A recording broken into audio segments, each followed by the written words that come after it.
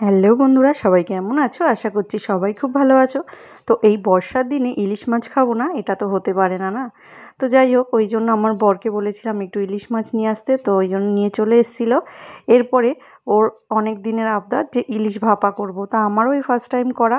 তো এইদিকে ওই জন্য প্রিপারেশনগুলো সব রেডি করে নিচ্ছিলাম ইলিশ ভাপার জন্য।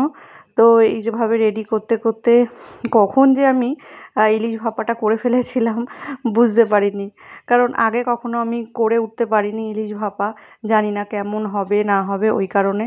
তো যাই হোক, যখন করেছিলাম খারাপ হয়নি, ফার্স্ট টাইম হিসাবে ভালোই হয়েছিল।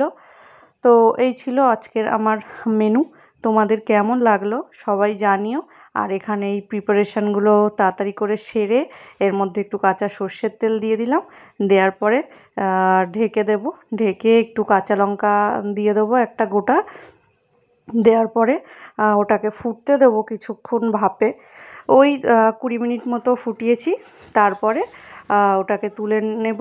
তুলে নেওয়ার পরে দুপুরে আমরা গরম গরম খেয়ে নিলাম ইলিশ ভাপা।